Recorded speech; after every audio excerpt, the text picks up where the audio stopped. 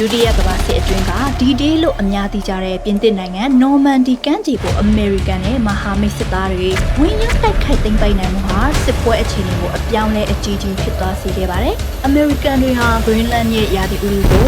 လက်ရှိမှာလက်နက်အဖြစ်အသုံးမချနိုင်သေးပေမဲ့အနာဂတ်အတွက်တော့မျက်စိကျနေတာဖြစ်ပါတယ်။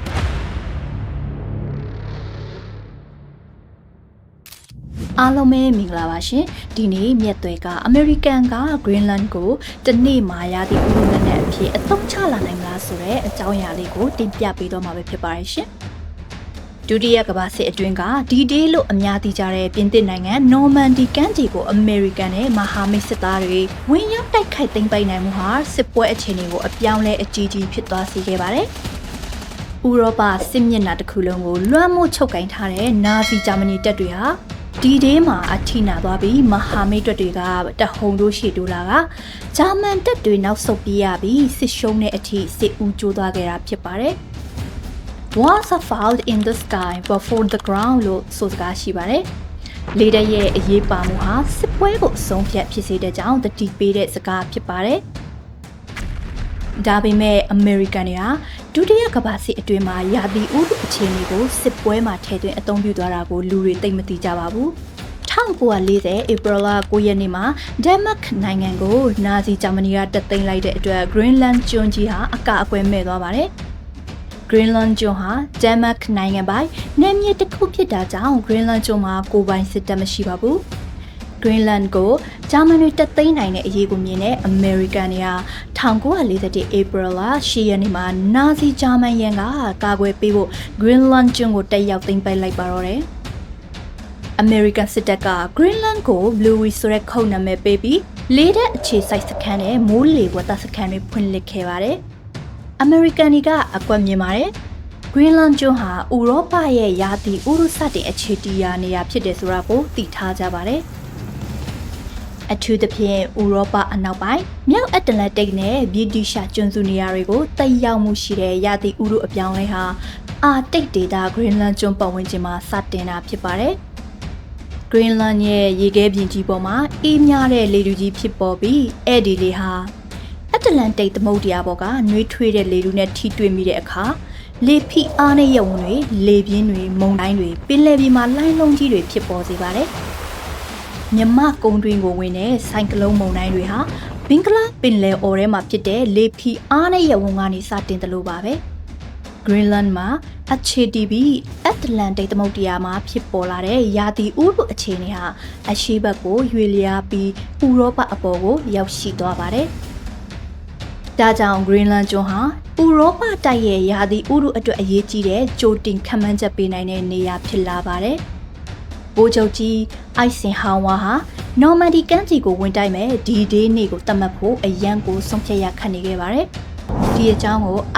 Countdown to D-Day ရုပ်ရှင်ထဲမှာတွေ့နိုင်ပါတယ်။နော်မန်ဒီကောင်းကင်ယံမှာဘုံကျဲလေယာဉ်တွေပြန်တမ်းမှုနဲ့လေထီးတပ်သားတွေဆင်းဖို့မြင်ကွင်းကြည်လင်မှုနဲ့တည်ငြိမ်တဲ့လေတိုက်နှုန်းလိုအပ်ပါတယ်။ပင်လယ်ဘက်ကဝင်မဲ့ကန်တက်သင်္ဘောတွေအတွက်လည်းဒီရေလိုင်းအခြေအနေနဲ့လာရောက်အနေထားကိုသိဖို့လိုပါတယ်။မဟာမိတ်တပ်တွေဟာ2 နှစ်လောက်အချိန်ယူပြီးလေရင်တွေကတ်တက်သင်္ဘောတွေစစ်သားတွေအားလုံးပြင်ဆင်ခဲ့ပြီးမှရာသီဥတုကြောင့်အလွဲအချော်လေးတစ်ချက်ဖြစ်သွားတာနဲ့အားလုံး5ပါးမောက်ပုံမှာဖြစ်ပါတယ်။ထိုးစစ်ဆင်တဲ့ရက်မှာရန်သူကမိမိတို့လာမတိုက်ဘူးထင်အောင်မိုးလေးကလည်းမစိုးတလောက်လေးရွာကောင်းကင်ကလည်းလေရင်တွေကိုအကာအကွယ်ဖြစ်ယုံလေကြီးဆင်းလို့ကောင်းယုံဖြစ်ပြီးပင်လယ်လေနဲ့ဒီရေလိုင်းတွေကလည်းကိုယ့်ဘက်ကပါဖို့မေလကုံနဲ့ဂျွန်လာထဲမှာဖြစ်ပေါ်လာမယ့်ရာသီဥတုကိုနေ့ရက်အလိုက်အတိအကျသိဖို့လိုအပ်ပါတယ်။တွက်ချက်မှုအမားလေးတစ်ခုဟာလူပေါင်းများစွာကိုအသက်ဆုံးရှုံးစေနိုင်ပါတယ်။1940ပြည့်လွန်နှစ်တွေကမိုးလေဝသခန့်မှန်းချက်တွေဟာယနေ့ခေတ်လိုမဟုတ်ဘဲမိုးလေဝသစခန်းဆောက်ပြီးမြေပြင်တိုင်းတာရေးကိရိယာတွေမိုးလေဝသဘူပေါင်းတွေနဲ့လူကိုယ်တိုင်ကွင်းဆင်းမှုတွေအပေါ်မှာပဲအခြေခံရတာကြောင့်ကြိုတင်လေ့လာတဲ့မိုးလေဝသစခန်းတွေကအစားထိုးမရအောင်အရေးပါခဲ့ပါတယ်။မဟာမိတ်စစ်တပ်ရဲ့မိုးလေဝသအရာရှိက1944ခုနှစ်ဇွန်လ6 ရက်နေ့မှာရာသီဥတုကအားကစားသမားများအကြိုက်ဖြစ်နိုင်ကြောင်းသတင်းပို့လာတဲ့အခါမှာဗိုလ်ချုပ်ကြီးအိုက်ဆင်ဟောင်ဝါက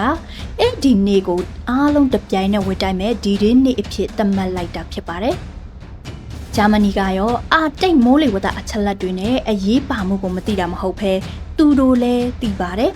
ဒါပေမဲ့ American ကလက်ဦးမှုယူပြီးတသိမ်းထားတဲ့ Greenland ကိုမထိန်ချုပ်နိုင်တဲ့အတွက်ဂျာမန်တွေဟာလျှို့ဝှက်နီလန်တွေကိုတုံးခဲ့ရပါတယ်။ရေငုံတင်မောဒါမှမဟုတ်လေရင်တွေနဲ့လျှို့ဝှက်မိုးလေဝသစခန်းတွေလာခိုးချထားတာတွေ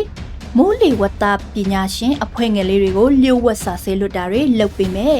အာတိတ်ဒေသမှာ American တပ်တွေရဲ့မောင်းထုတ်မှုကိုခံခဲ့ရပြီးကြိုတင်ခြေကုပ်ယူထားတဲ့မဟာမိတ်တွေကအာတိတ်ဒေသကိုအပြစ်အသက်စိုးမိုးထားနိုင်ခဲ့ပါတယ်။အဲ့ဒီဒုတိယကမ္ဘာစစ်အတွင်း Greenland ရဲ့အခမ်းကဏ္ဍကစီရေးစီမံကိန်းရေးဆွဲသူတွေရဲ့အာတိတ်ဒေသအပေါ်အမြင်ကိုထာဝရပြောင်းလဲပစ်ခဲ့ပါတယ်။မိုးလေဝသအချက်လက်တွေကိုထိန်းချုပ်နိုင်ခြင်းကကမ္ဘာဗျူဟာကိုပုံဖော်နိုင်ကြောင်းပထဝီအနေအထားတစ်ခုဟာလက်နက်အင်အားတစ်ခုလိုစစ်ပွဲမှာအသုံးချနိုင်ကြောင်းကိုစစ်စင်နွဲမဲ့နေရာကိုဟိုအဝေးကြီးနေရာကနေတခုခုလှုပ်လိုက်တာနဲ့အဆုံးအဖြစ်တိုက်ပွဲကကိုယ့်ဘက်ကဖြစ်သွားအောင်လွှမ်းမိုးနိုင်ကြောင်းသိလာခဲ့ကြပါတယ်။ဒါကြောင့်လဲ American တွေဟာဒုတိယကမ္ဘာစစ်ပြီးချိန်မှာ Greenland ကျွန်းကို Denmark အုပ်ချုပ်ရေးအောက်ပြန်လွှဲပေးခဲ့ပေမဲ့ Greenland ကိုလက်မလွတ်ချင်တော့ပဲ1946ခုနှစ်မှာငါတို့ကိုပဲရောင်းလိုက်ပါကွာဆိုပြီးဒေါ်လာတန်း100ပေးပြီးဝယ်ဖို့ကမ်းလှမ်းခဲ့တာဖြစ်ပါတယ်။အဲ့ဒီငွေဟာယနေ့ခေတ်ကာလတန်ဖိုးနဲ့ဆိုရင် American ဒေါ်လာ 1.6 ဘီလီယံလောက်တန်ပါတယ်။ဒါပေမဲ့ဒန်မတ်ကတော့ဒီကမ်းလှမ်းချက်ကိုပြပြတသားညှင်းဆိုခဲ့ပါတယ်။ Greenland ဟာဒန်မတ်နိုင်ငံရဲ့ခွဲထုတ်လို့မရတဲ့အစိတ်ပိုင်းတစ်ခုဖြစ်ပြီးနိုင်ငံရဲ့တမိုင်းကြောင်းနဲ့နက်နက်ရှိုင်းရှိုင်းဆက်နွယ်နေပါတယ်။ရောင်းချဖို့ဆိုတာဟာနိုင်ငံရေးအရာလုံးဝမဖြစ်နိုင်တဲ့ကိစ္စပါ။ဒါပေမဲ့ Greenland ဟာမိုးလေဝသခန့်မှန်းချက်တွေအတ္တလန်တိတ်ဖြတ်ကျော်လေးချောင်းခီးစဉ်တွေနဲ့အာတိတ်ဒေသကာကွယ်ရေးအတွက်အစားထိုးမရတဲ့နေရာဖြစ်ကြောင်း American တွေကကောင်းကောင်းကြည့်သိသွားခဲ့ပြီးဖြစ်တာမို့ Greenland ကိုဝယ်ဖို့ကိစ္စကိုလက်မလျှော့တာဖြစ်ပါတယ်။ ဆိုဗီယက်နဲ့တင်းမာမှုတွေမြင့်တက်လာချိန်မှာ American စီမံကိန်းရေးဆွဲသူတွေဟာ Greenland ကိုမြောက်အမေရိကလုံခြုံရေးအတွက်မရှိမဖြစ်စိတ်ပိုင်းတစ်ခုအဖြစ်ရှုမြင်ခဲ့ကြပါတယ်။ဒါကြောင့်လဲ American သမ္မတ Donald Trump က Greenland ကိုဝယ်မယ် Greenland ကိုရမှာဖြစ်မယ်လို့အကြိမ်ကြိမ်ပြောနေတာဖြစ်ပါတယ်။စစ်အေးကာလမှာ American က Greenland ကျွန်းကို Project Iceworm နဲ့ရေခဲပြင်အောက်မှာ nuclear ဒုံးကျည်ပစ်လွှတ်စင်တွေဖတ်ပြီးတိစောက်ဖို့စဉ်းစားခဲ့ပါတယ်။ဒါပေမဲ့ရာသီဥတုကိုလက်နက်အဖြစ်သုံးဖို့ weather storm ဆောက်ဖို့အထိစဉ်းစားထားတဲ့ plan ရှိလားဆိုတာဘယ်သူမှမသိနိုင်ပါဘူး။ဒီအကြောင်းတွေကိုရှာကြည့်ရင်ဟိုတစ်ချိန်က Yuri Revenge ဂိမ်းထဲမှာ